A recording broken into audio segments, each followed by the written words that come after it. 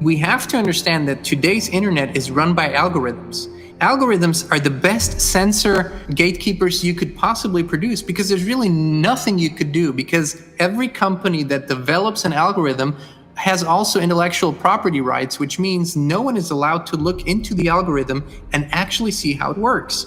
Not even government agencies are technically allowed to check the algorithm, so they wouldn't know if the algorithm works in a fair and balanced way or if it works in a very one-sided way, which they do. And so what has happened over time, no matter how many algorithms we have received on the internet, no matter how much censorship and control there was, the people have always found a way around, and we keep communicating with each other. We keep exchanging wisdom and information. We keep the internet fairly free for now. But this, what's going to happen, what's going to unfold, was always going to happen. What I'm talking about is in recent months and in recent years, we have seen a large increase in structural cyber attacks. Those are not your regular, we're gonna steal credit card info and try to funnel out some money.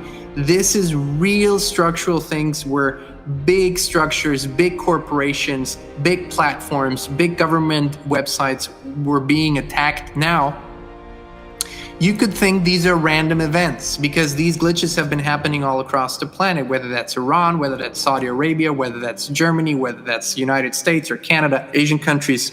It's been happening all over the place. There is a common theme. These are preparation attacks.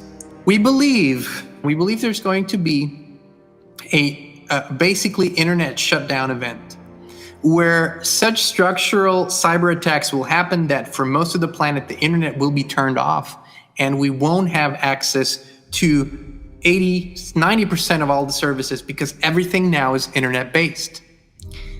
Now, this won't be a coincidental event. This will be a planned event, and there's a particular reason.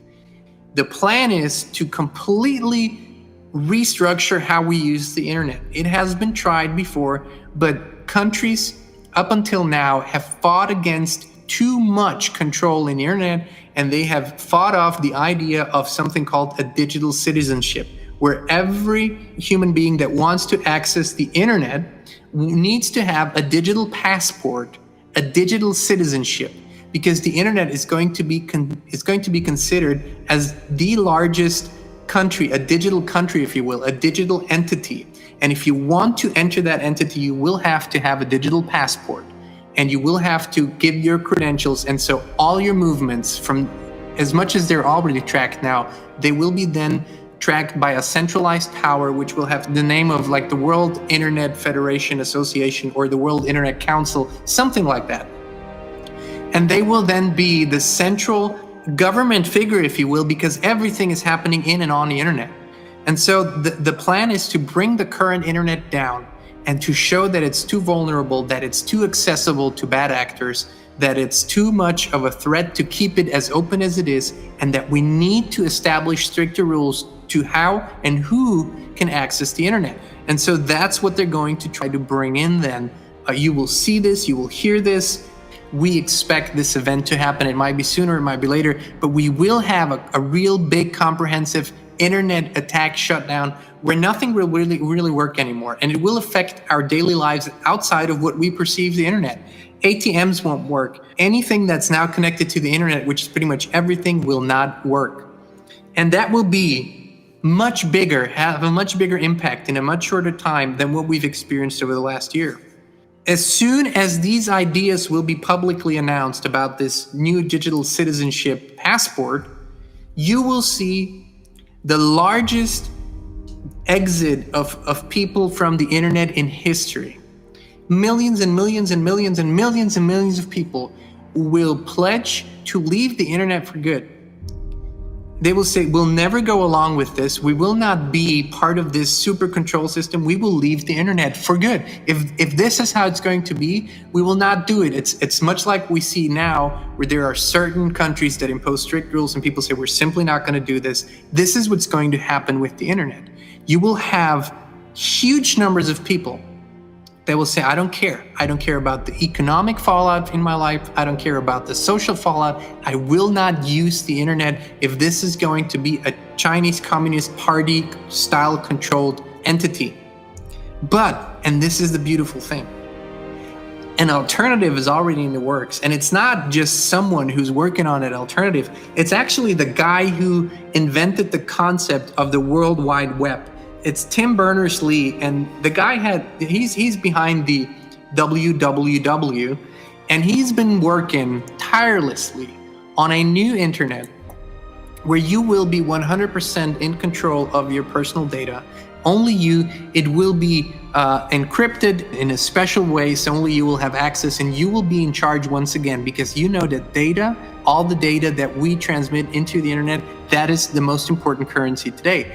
So this guy and his team, they've been working tirelessly for years now on this new internet, and they are ready because they know this is coming, and they will launch this very soon, and it will become a new revolution. But there is a possibility that between the old internet going down, between this new digital citizenship passport thing, and the launch of the new really private and data secured internet, there might be a gap in between.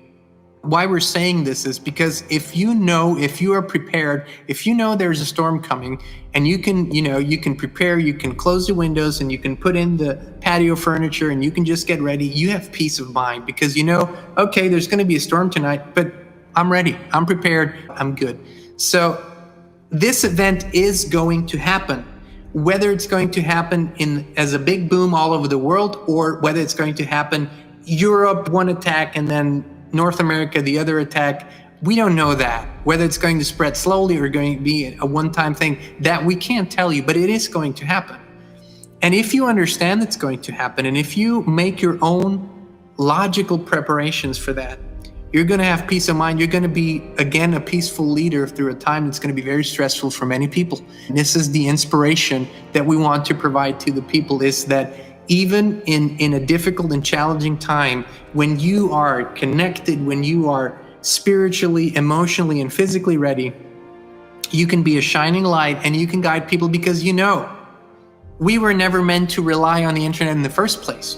What we're doing on the internet is actually mimicking capabilities that we have within us. We have just forgotten about them. They're just dormant, but eventually we will awaken those abilities to communicate with each other long distance, mind to mind, to transmit visions and data. All of that, we couldn't have invented the internet if we didn't have this natural vision within us. It comes from a place, and it comes from a knowing that we actually, as humans, can do these things without technological help. But we're not quite there yet.